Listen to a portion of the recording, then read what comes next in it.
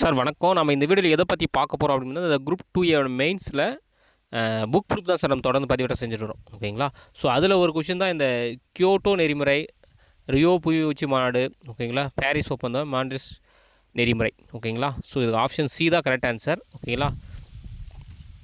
இதுக்கு எங்கே sir proof இருக்குது அப்படின்னு பார்த்தீங்கன்னா, நம்ம 12th பொலிட்டிக்கல் சயின்ஸில் இருக்குது சார். ஓகேங்களா? மேலே அரசியல் பொலிட்டிக்கல் சயின்ஸில் last lesson. So okay, environment பற்றி ஒரு லெசன் இருக்கும், சுற்றுச்சூழல் அக்கறையும் உலகமயமாக்கலும் அப்படின்னு சொல்லிட்டு. ஓகேங்களா? ஸோ இதில் தான் சார் அது கேட்டிருக்காங்க அந்த கொஷின்ஸு. ஓகேங்களா?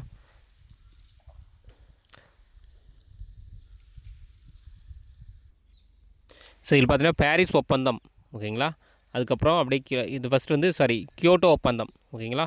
கியோட்டோ ஒப்பந்தம் எதுனா உமிழ்வை குறைப்பதற்காக ஒரு கொண்டாடப்படுறது அந்த கியோட்டோ ஒப்பந்தம். எப்போ கொண்டு வந்தோம்னா 1997 கொண்டு வந்தது. ஓகேங்களா? ஸோ அடுத்து ரியோ புவி உச்சி மாநாடு எதுக்கு அப்படின்னு பார்த்தீங்கன்னா, ஸோ நிலையான வளர்ச்சியில் இருக்கிற உலகளாவிய கட்டமைப்பு கூட, அதாவது எஸ்டிஜி இருக்குது இல்லைங்களா, அதனுடைய கோல்ஸ் 17ல் ஸோ இது கொண்டு வந்திருக்காங்க. அதான் ரியோ +20 அப்படின்னு சொல்லிட்டு. ஓகேங்களா? அதுக்கப்புறம் பாரிஸ் ஒப்பந்தம். ஓகேங்களா? ஸோ பாரிஸ் ஒப்பந்தம் எப்போ கொண்டு வந்தாலும் 2016 கொண்டு வந்தது. ஸோ இதனுடைய நோக்கம் என்ன அப்படின்னு பார்த்தீங்கன்னா, உலக வெப்பநிலை வரை கட்டுப்படுத்துறாங்க. இந்த மாண்ட்ரிஸ் நெறிமுறை. ஓகேங்களா? அது எங்கன்னா இதிலே தான் சார் இருக்குது. ஸோ உங்களுக்கு புக் பேக்லேயே கொடுத்துருப்பாங்க அந்த கொஷின்ஸில். ஸோ அப்படியே பார்த்தீங்கன்னா தெரியும். இருங்க பாருங்கள், புக் பேக்கில் இருக்கும்.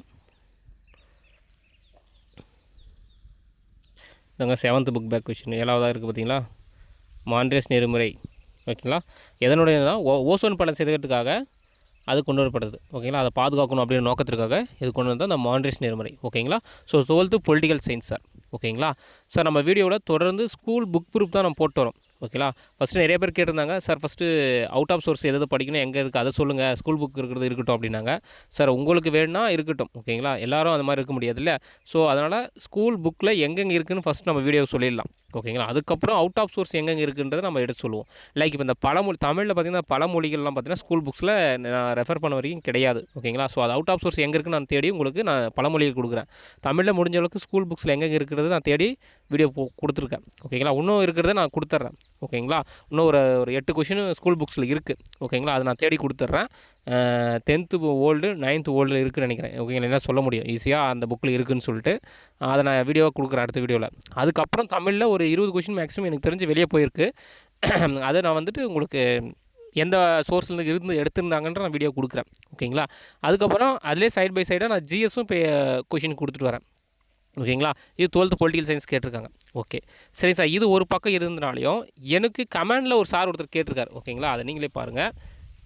இவர் என்ன சொல்லுங்கன்னா, ஒரு நேம் நான் சொல்ல விருப்பப்படல, அதிலே தெரியுது பார்த்துக்கோங்க. ஐயா, புக் ப்ரூஃப் போடுறதை விடு, சிலபஸ்க்குள்ளே டிஎன்பிசியை கொஸ்டின் எடுக்க சொல்லுங்கள், சும்மா உங்கள் விளம்பரத்திற்காக போடாதீங்க. ஓகே, இதை ஃபஸ்ட்டு பார்த்துக்கோங்க. சார் நான் வந்துட்டு என்னுடைய விளம்பரத்தில் எங்கேயும் நான் வந்து மென்ஷன் பண்ணல. நான் வந்து விளம்பரம் பண்ணி பணம் சம்பாதிக்கணும்னு அவசியம் கிடையாது. புரியுதுங்களா? ஆனால் நீங்கள் அப்படி கேட்டிருக்கீங்க. விளம்பரத்துக்கு எனக்கு தேவையில்லாத வேலை இது. ஓகேங்களா? நான் அனலைஸ் பண்ணுறதுனால என்ன இருக்குன்னா, எனக்கு எதனா இதில் யூஸ் இல்லை, இதுலலாம் எனக்கு மணி வரப்போதா, ஒரு மேட்டரும் கிடையாது. புரியுதுங்களா? அதை தெரிஞ்சுக்கோங்க சார் அந்த கமெண்ட் பண்ணவர். ஓகேங்களா?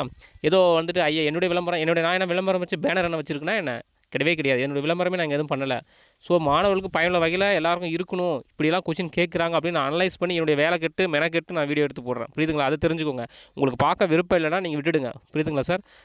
நான் உங்களை சப்ஸ்கிரைப் பண்ணணும், பார்க்கணும்னு நான் சொல்லவே விருப்பப்படல. ஓகேங்களா? நான் ஏதோ விளம்பரம் பண்ணுற மாதிரி நீங்கள் என்ன சொல்கிறீங்க சார்? டிஎன்பிசிக்கு அது அடுத்து சொல்ல, இங்கிலீஷ்க்கும் ஒன்று தமிழுக்கு ஒன்றுனா எப்படி தயவு செஞ்சு பேசுங்க ஐயா, பேசுங்கய்யா. தமிழ் மீடியமுக்கு அநீதி அப்படின்னா, தமிழ் மீடியம் அநீதி, அதுக்கு நான் என்ன பண்ண முடியும் சொல்லுங்கள்? தமிழ் மீடியம் நான் ஒருத்தர் பேசுனா ஆகிடுமா? இது காலங்காலமாக டிஎன்பிசி தான் செஞ்சுட்டு வராங்க. அதுக்கு நான் என்ன பண்ண முடியும் சொல்லுங்கள் பார்க்கலாம். இப்போ நான் ஒருத்தன் பேசுகிறதுனால இதாகிடுங்களா என்னவா? டிஎன்பிசிக்கு, அதாவது டிஎன்பிசி என்பது ஒரு நாடக மேடை. அவன் எப்படி ஆட்டம் ஆடுறானோ நீ அதுக்கு தான் ஆடி ஆகணும். புரியுதா? அதெல்லாம் விட்டுட்டு நீ வந்து ப்ரொட்டஸ்ட் பண்ணுறீங்க, தூக்கி அட்டை வச்சுட்டு தமிழுக்கு அநீதினு போய் டிஎன்பிசி ஆஃபீஸ் போய் நின்று ஒன்றும் பண்ண முடியாது. புரியுதா? அவன் என்ன செய்கிறானோ அதை நீங்கள் செஞ்சு தான் ஆகணும். புரியுதுங்களா? அதை விட்டுட்டு நான் வந்துட்டு இல்லை, நான் தமிழ்நாட்டில் பிறந்தேன், தமிழ் தான் என் உயிர் மூச்சு, அதுக்காக நான் இது பண்ணுவேன் அப்படின்னா, நீ பேசிட்டு வீரவசனம் பேசிட்டு தான் இருக்கணும். அச்சீவ் பண்ணிட்டு போயிட்டு தான் இருப்பாங்க போகிறவங்க. புரியுதுங்களா? காம்படிஷனில் தமிழுக்கு இப்போ இங்கிலீஷ் தான் கொஞ்சம் டஃப்பாக இருந்துச்சுன்னு சொல்கிறாங்க. இப்போ அதுக்கு என்ன பண்ண முடியும்? மொழியை வச்சு டிட்டர்மைன் பண்ணுறாங்க. அதுக்கு நாம் என்ன பண்ண முடியும்? இப்போ நான் ஒருத்தர் பேசுறதுனால டிஎன்பிசி மெம்பர்ஸ் மாறிடுமா? இந்த வாட்டி ஸ்கீம்ஸ் ஃபுல்லாமே எந்த ஸ்கீம்ஸ் வந்துச்சுன்னு தெரியுமா உங்களுக்கு? ஃபஸ்ட்டு டிஎம்கே ஸ்கீம்ஸ் தான் வந்துச்சு. ஓகேங்களா? அது நீங்கள் சொல்ல முடியுமா? புரியுதுங்களா? அப்படிலாம் எதுவும் சொல்ல முடியாது சார். ஓகேங்களா? நீங்கள் கேட்குற கேள்விக்கு நான் விளம்பரத்தில் எதுவும் பண்ணல. ஓகே, நீங்கள் கேட்டது எனக்கு தவறாக பட்டுச்சு. அதனால தான் நான் பேசுகிறேன். புரியுதுங்களா? அதுக்கப்புறம் நீங்கள் என்னமோ பண்ணிக்கோங்க. பிரச்சனை கிடையாது. நான் இது சொல்கிறேன் சார், மீதி இருக்க சப்ஸ்கிரைபர்னு சொல்கிறேன். நான் வந்துட்டு தமிழை வந்து தூக்கி பிடிச்சிட்டேன், இங்கிலீஷை வந்து தாழ்த்துறேன் அப்படிலாம் கிடையவே கிடையாது. தமிழை தாழ்த்துறேன், இங்கிலீஷை தூக்கி பிடிக்கலாம் எதுவுமே இங்கே சொல்ல கிடையாது. புரியுதுங்களா? அதை ஃபஸ்ட்டு தெரிஞ்சுக்கோங்க. ஓகேங்களா? எல்லாமே ஒரு லாங்குவேஜ் தான். ஓகேங்களா? காலங்காலமாக டிஎன்பிஎஸ்சி இப்படி தான் பண்ணிட்டு வராங்க. இதுக்காக நான் வந்துட்டு இப்போ நான் ஒருத்தர் என் சேனல் நான் வீடியோ கொடுக்குறது இது பேசுகிறதுனால இது சரியாயிடுமான்னு தெரியாது. அவங்க என்ன பண்ணுறாங்களோ அதுக்கு தகுந்த மாதிரி நீங்கள் போய் தான் ஆகணும். அப்போ நீங்கள் ஜென்ரல் இங்கிலீஷ் மாறிக்கோங்க. ஓகேங்களா? உங்களுக்கு அப்படி இருந்தால் நீங்கள் ஜென்ரல் இங்கிலீஷ் மாறிக்கோங்க. நம்ம ஒன்றும் பண்ண முடியாது அது. ஓகேங்களா? இப்போ நானும் தமிழுக்கு அநீதின்னு சொல்லிட்டு என்ன ஒரு 2 வீடியோ போட முடியும். அவ்வளோதான். இது யாருக்கு போய் சேரப்போகுது? ஒன்றும் பிரயோஜனம் இல்லை சார். அதை தெரிஞ்சுக்கோங்க ஃபஸ்ட்டு. ஓகேங்களா? ஃபர்ஸ்ட் ஆஃப் ஆல் அவங்க என்ன சொல்ல அதான் நான் ஃபஸ்ட்டே சொல்லுவேன். டிஎன்பிஎஸ்சி என்பது ஒரு நாடக மேடை. அதுக்கு எப்படி நீங்கள் டான்ஸ் போடணும், எப்படி மேக்கப் படிக்கணுமோ அதுக்கு நீங்கள் மேக்கப் பண்ணி தான் ஆகணும். ஓகேங்களா? தமிழுக்கு சிறப்பு தமிழ் போனால் நீ படிச்சு தான் ஆகணும். வேறு வழி இல்லை. இல்லை தமிழுக்கு அநீதின்னு சொல்லிட்டு நீ ப்ரோட்டஸ்ட் பண்ணிட்டு தான் இங்கேயே நீ இருக்க வேண்டியதாக கடைசி வரைக்கும் அந்த செவத்துக்கிட்ட போய் நீ ஃபோட்டோ எடுக்க முடியாது. புரியுதுங்க? அதை தெரிஞ்சுக்கோங்க ஃபஸ்ட்டு. ஓகேங்களா? நீங்கள் என்னைய விளம்பரப்படுத்துகிறேன்னு நான் சொல்லவே இல்லை. ஓகேங்களா? ஸோ பிடிச்சிருந்தா நீங்கள் பாருங்கள். ஓகேங்களா? இது என்னோடய வேலை இல்லாமல் நான் எடுத்து போடுறேன். இதில் எனக்கு ஒன்றும் பிரயோஜனமே கிடையாது. ஓகேங்களா? அது தெரிஞ்சுக்கோ. நீங்கள் கேட்ட தவறாப்படுது எனக்கு. ஓகேங்களா? நீங்கள் மீதி இருக்க சப்ஸ்கிரைபும் பாருங்கள்.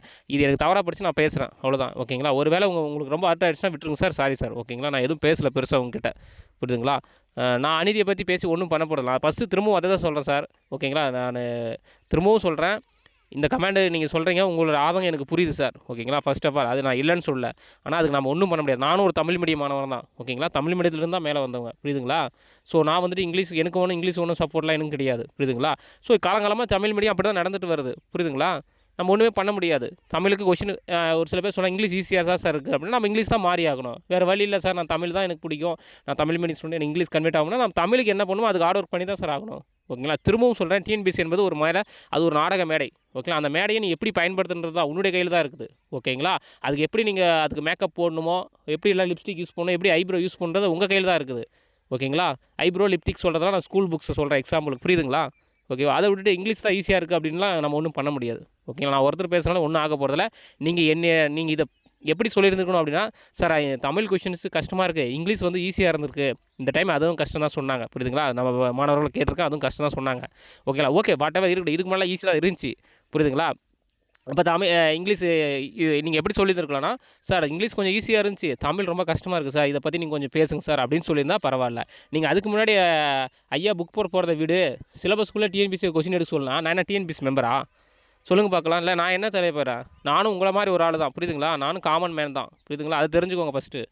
என்னோடய விளம்பரத்துக்காகன்னு சொன்ன வார்த்தை எனக்கு ரொம்ப ஹர்ட் ஆகிடுச்சு. அதனால தான் நான் பேசினேன். புரியுதுங்களா? என்னோடய விளம்பரம் எங்கேயுமே கிடையவே கிடையாது. நான் அச்சீவ் பண்ணேன். அதனால் என்னுடைய ஃபோட்டோஸ் வச்சுருக்கேன். என்னோடய ஃபோட்டோ இன்ன வரைக்கும் நான் காட்டியிருக்கவே மாட்டேன். நான் எப்போயோ வச்சிருக்க வேண்டியது நான் ஃபோட்டோ வைக்கவே இல்லை. ஓகேங்களா? என்னுடைய பர்சனல் மொபைலில் என்னுடைய டிபிக்காக என்னுடைய சேனலுக்காக நான் அது ஃபோட்டோ வச்சேன். அவ்வளோதான் தவிர மற்றபடி எங்கேயுமே நான் விளம்பரமே படுத்தலை. ஓகேங்களா? என்னோட டெஸ்ட் பேட்சில் ஜாயின் பண்ணுங்கள், என்னை இது பண்ணுங்கள், நான் இன்னுமே சொல்லவே கிடையாது சார் உங்ககிட்ட. அப்படி புரியுதுங்களா? சப்ஸ்கிரைப் பண்ணுங்கள், சப்போர்ட் பண்ணுங்க தான் சொன்னேன். ஓகேங்களா? நிறைய பேர் பண்ணியிருக்காங்க. பட் ஆனால் நீங்கள் தான் இந்த மாதிரி ரொம்ப ஒரு இது மாதிரி சொல்லியிருக்கீங்க, எனக்கு இன்சல்ட் பண்ணுற மாதிரி சொல்லிட்டீங்க. ஓகேங்களா? அது எனக்கு ரொம்ப ஹர்ட் ஆச்சு. அதனால தான் நான் பேசிட்டேன். புரியுதுங்களா? ஸோ இப்படி பண்ணாதீங்க சார். உங்களுக்கு விருப்பம்லாம் விட்டுடுங்க.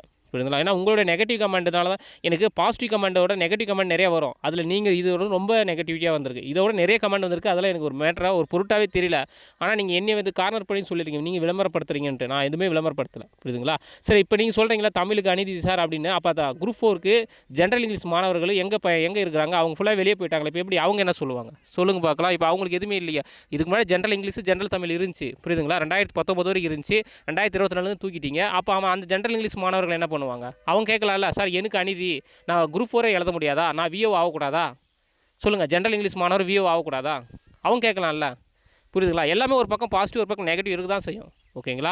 நாணயத்தின் இரு பக்கங்கள் மாதிரி தான். ஒரு பக்கம் பூனா, ஒரு பக்கம் ஹெட்டு, ஒரு பக்கம் ட்ரையல் விழுதான் செய்யும். புரியுதுங்களா? நம்ம ஒன்றும் பண்ண முடியாது சார். ஓகேங்களா? நீங்கள் இப்படி எனக்கு கமெண்ட் பண்ணது தயவுசெய்து நிறுத்திடுங்க. ஓகேங்களா?